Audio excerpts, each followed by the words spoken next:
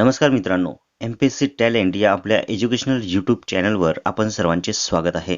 मित्रांनो, तुम्हाला माहीत असेल नुकतीच म्हाडाची भरती निघाली आहे आणि यामध्ये अनेक पदांसाठी खूप साऱ्या जागा उपलब्ध झाल्या आहेत.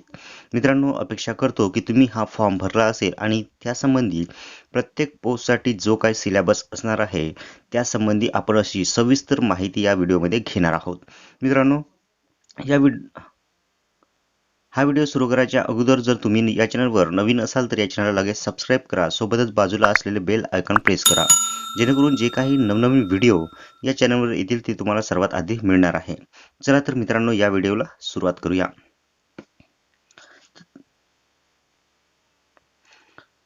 तर बघा मित्रांनो, या ठिकाणी म्हाडा रिक्रुटमेंट संबंधी एक नोटिफिकेशन आलं आहे आणि यामध्ये जे काही परीक्षेचं स्वरूप असणार आहे त्यासंबंधी सविस्तर अशी माहिती देण्यात आलेली आहे.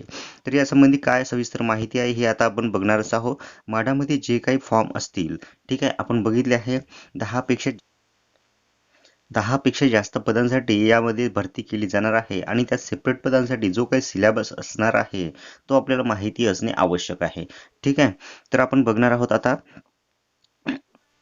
तर बघा, या ठिकाणी म्हटलं आहे म्हाडा सरळ सेवा भरती 2021 मध्ये तांत्रिक आणि अतांत्रिक गटातील 14 संवर्गाकरिता. तर मित्रांनो, आपण बघत असाल 14 संवर्गाकरिता ऑनलाईन पद्धतीने अर्ज मागवण्यात आले होते आणि सदर 14 संवर्गाकरिता किमान शैक्षणिक अर्हता हा निकष विचारात घेऊन 7 क्लस्टर्स बनवण्यात आले आहे आणि एका क्लस्टरकरिता एकच परीक्षा घेण्यात येणार आहे. मित्रांनो, तुम्हाला लक्षात आलं असेल की एकूण 14 संवर्ग आहे. 14 संवर्गासाठी ही परीक्षा होणार आहे आणि तुम्ही ज्या संवर्गासाठी फॉर्म भरला असेल, 1 पदासाठी असो, 2 पदासाठी असो, 3 पदासाठी असो, परंतु त्याआधी महत्त्वाचं हे आहे की हे जे फॉर्म आहे 14, ठीक आहे, 14 संवर्ग जे आहे त्यांना आपण 7 क्लस्टरमध्ये विभाजित करण्यात आलेला आहे आणि त्यानुसार हा पेपर घेण्यात येणार आहे. म्हणजेच काय, तर एका क्लस्टरकरिता एकच परीक्षा घेण्यात येणार आहे. समजा कार्यकारी अभियंता आणि उप अभियंता व सहाय्यक अभियंता या 3 संवर्गाचा समावेश एकाच क्लस्टरमध्ये करण्यात आला आहे. म्हणजेच काय, तर या 3 पदापैकी कोणतं एक पद जर तुम्ही भरलं असेल तर त्या पदासाठी आणि या 3ही पदासाठी एकूण एकच पेपर असणार आहे. ठीक आहे. पुन्हा त्यांनी म्हटलं आहे की या 3 संवर्गात एक किंवा एकापेक्षा जास्त संवर्गात अर्ज केलेल्या उमेदवारांना एकच परीक्षा द्यावयाची आहे. ठीक आहे, असं त्यांनी स्पष्टीकरण दिलेलं आहे. हे सुद्धा आपल्याला माहीत असणं गरजेचं आहे. त्याच्यानंतर त्यांनी म्हटलं आहे की परीक्षेकरिता ज्या संवर्गात तांत्रिक आणि व्यावसायिक स्वरूपाचे प्रश्न विचारण्यात येणार आहे त्यांचा अभ्यासक्रम म्हाडाच्या अधिकृत संकेतस्थळावर प्रसिद्ध करण्यात आलेला आहे. उमेदवारांना त्यांच्या परीक्षेच्या तयारीकरिता सदर माहितीचा उपयोग होणार आहे. परीक्षेचे क्लस्टर, परीक्षेचे स्वरूप आणि प्रश्नसंख्या तसेच गुण यासंबंधीची माहिती पुढील तक्त्यामध्ये देण्यात आलेली आहे. तर मित्रांनो, आता आपण जो काही महत्त्वाचा आपला मुद्दा आहे, जो काही आपले परीक्षेचे स्वरूप आहे त्यासंबंधी आता माहिती घेणार आहोत. ठीक आहे. आता बघा मित्रांनो, clusters, examination pattern, number of question and marks detail for MHADA recruitment 2021. ठीक आहे, तर यासंबंधी जी काही आपलं पॅटर्न असणार आहे ते सर्व अतिशय महत्त्वपूर्ण अशी माहिती या तक्त्यामध्ये देण्यात आलेली आहे आणि त्या सर्वांचा आपण अभ्यास आता एक एक करून आपण बघणार आहोत. त्यांनी आधीच सांगितलं होतं की ही जी परीक्षा आहे 14 संवर्गासाठी ही एकूण 7 क्लस्टरमध्ये विभागून देण्यात आलेली आहे. म्हणजे याचे एकूण 7 विभाग पाडण्यात आलेले आहे. जर आपण पहिला विभाग बघितला, हे बघा पहिला विभागमधलं याच्यामध्ये एकूण 3 पोस्ट आहे. ठीक आहे, आपण अगोदरच बघितलं executive engineer, deputy engineer and assistant engineer. ठीक आहे, तर हे झाले पहिलं क्लस्टर. ठीक आहे, याच्यामध्ये या 3 पोस्टचा समावेश झाला आणि यासाठी education language 25 question, English language 25 question, general knowledge 25 question आणि general intelligence 25 question, technical subject 50 question. म्हणजे अशा प्रकारे एकूण 150 क्वेश्चनसाठी हा पेपर असणार आहे. हा 3 पोस्टसाठी. ठीक आहे, आणि जर आपण एकूण जर क्वेश्चन बघितले तर बघा 150 क्वेश्चन एकूण होत आहे आणि यासाठी एकूण मार्क जे आहे ते एकूण मार्क 200 ठेवण्यात आले आहे. याचं कारण असं आहे मित्रांनो की टेक्निकलचे जे 50 मार्क आहेत किंवा 50 प्रश्न आहेत त्या 50 प्रश्नांसाठी एकूण त्यांची डबल म्हणजेच 50चे 100 मार्क्स देण्यात येणार आहेत. म्हणजेच काय, एका प्रश्नासाठी 2 गुण. ठीक आहे, आणि या पेपरसाठी एकूण कालावधी असणार आहे 2 तासाचा. ठीक आहे, त्याच्यानंतर आपण दुसरा क्लस्टर बघणार आहोत आणि दुसऱ्या क्लस्टरमध्ये आपण बघत असाल, हे बघा दुसऱ्या क्लस्टरमध्ये estate manager and administrative officer या पदासाठी ही परीक्षा होणार आहे. डिग्री आणि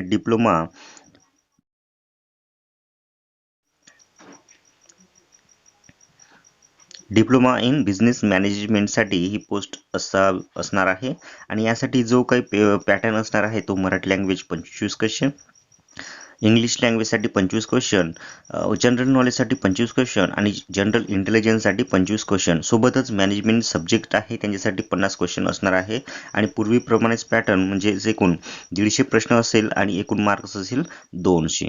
ठीक आहे, यांच्यासाठी सुद्धा एकूण 2 तासाचा कालावधी देण्यात आलेला आहे. त्याच्यानंतर तिसरा क्लस्टर आहे आणि यामध्ये असिस्टंट लीगल ॲडवायझर या संबंधी ही पोस्ट असणार आहे. मास्टर डिग्री इन लॉ ही त्यांची आवश्यक शैक्षणिक पात्रता असणार आहे आणि यामध्ये मराठी लँग्वेज 25 मार्क्ससाठी, इंग्लिश लँग्वेज 25 मार्क्ससाठी, जनरल नॉलेज 25 मार्क्ससाठी आणि जनरल इंटेलिजन्स 25 मार्क्ससाठी असणार आहे. सोबतच लीगल सब्जेक्टसुद्धा यामध्ये 50 क्वेश्चन असणार आहे. टोटल जर आपण प्रश्न बघितले तर एकूण प्रश्न 150 आणि एकूण मार्क्स असणार आहे 200. ठीक आहे, आणि यासाठी सुद्धा एकूण 2 तासाचा कालावधी आपल्याला परीक्षेसाठी मिळणार आहे. ठीक आहे, तर मित्रांनो या ठिकाणी आपण 3 क्लस्टर बघितलेले आहे. आता आपण चौथ्या क्लस्टरचा विचार करणार आहोत.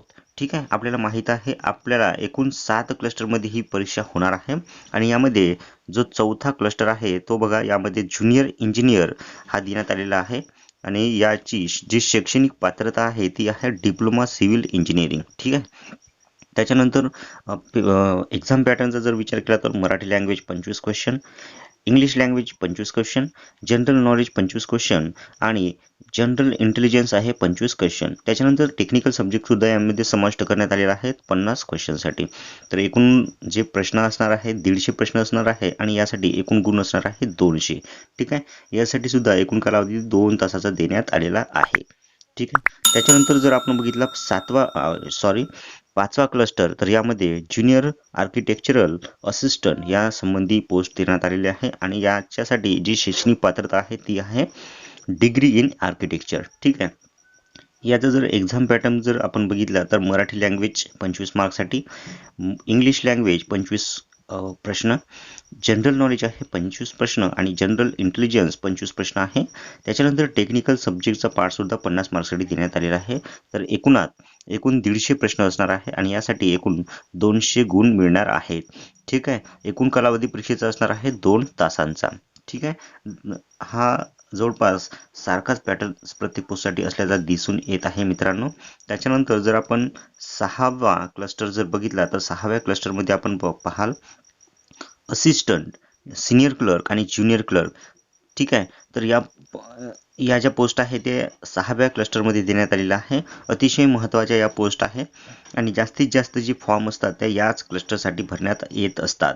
तर मित्रांनो, असिस्टंट, सिनियर क्लर्क आणि ज्युनियर क्लर्क कम टायपिस्ट या पोस्टसाठी जो काही आपल्याला शैक्षणिक पात्रता विचारण्यात आलेली होती ती होती कोणत्याही संवर्गातील ही शाखेतील पदवीधर असला पाहिजे, म्हणजे डिग्री आवश्यक होती. आणि याचा जो एक्झाम पॅटर्न आहे तो जर आपण बघितला तर मराठी लँग्वेजसाठी 50 क्वेश्चन, इंग्लिश लँग्वेजसाठी 50 क्वेश्चन. त्यानंतर जर आपण जनरल नॉलेजचा जर पोर्शन बघितला तर यामध्ये एकूण 50 क्वेश्चन असणार आहेत आणि त्याच्यानंतर जनरल इंटेलिजन्स यासाठी जर संबंधित क्वेश्चन जर बघितले तर एकूण 50 क्वेश्चन असणार आहे. तर मित्रांनो, यामध्ये एकूण जर प्रश्नांचा समावेश जर आपण बघितला तर एकूण प्रश्न असणार आहे 200 प्रश्न.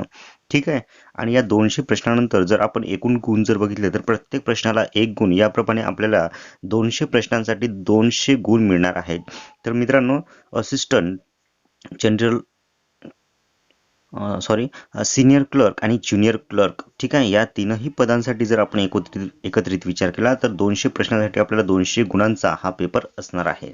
ठीक आहे, आणि यासाठी एकूण कालावधी असणार आहे 2 तासांचा. ठीक आहे, अतिशय महत्त्वाची ही पोस्ट आहे आणि यासंबंधी ही माहिती अतिशय महत्त्वाची आहे या व्हिडिओच्या दृष्टिकोनातून. ठीक आहे.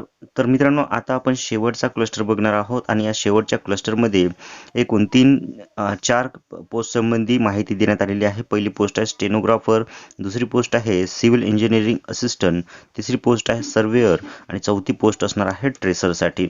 ठीक आहे. यासाठी एकूण जी पात्रता ठरवण्यात आलेली होती ती SSC ठरवण्यात आलेली होती 10वी बेसवर. आणि महत्त्वाचं म्हणजे यासाठी जो पेपर होणार आहे तो सुद्धा 200 मार्कसाठीच असणार आहे.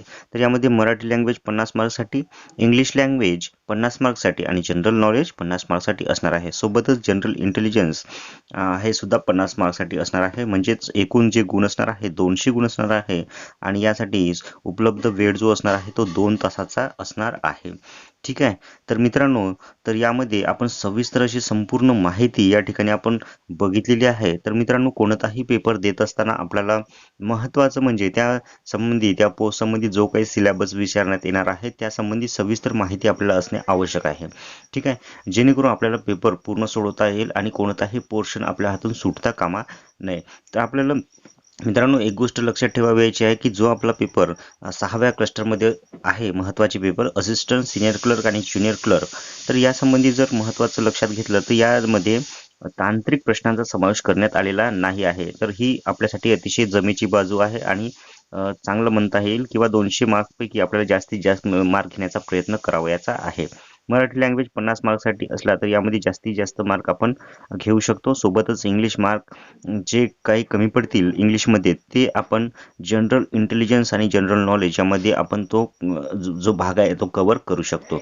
ठीक आहे. तर मित्रांनो, ह्या पेपर संबंधी तुम्हाला शुभेच्छा. जोरदार अभ्यास करा आणि म्हाडाची भरती लवकरच घेण्यात येणार आहे. शक्य झाल्यास या महिन्यातच त्याची परीक्षा सुद्धा घेतली जाईल अशी शक्यता वर्तवण्यात येत आहे. तर मित्रांनो, ही जी माहिती आहे ती तुम्हाला नक्कीच आवडली असेल अशी अपेक्षा करतो. जर काही अडचण असल्यास तर तुम्ही नक्कीच आपल्या कमेंट बॉक्समध्ये लिहून पाठवू शकता. त्याचं समाधान आम्ही नक्कीच करणार आहोत. मित्रांनो, जर व्हिडिओ आवडला असेल तर नक्कीच लाईक करा आणि आपल्या मित्रांना हा व्हिडिओ शेअर करायला विसरू नका. तर मित्रांनो, पुन्हा भेटूया पुढच्या व्हिडिओमध्ये. तोपर्यंत नमस्कार.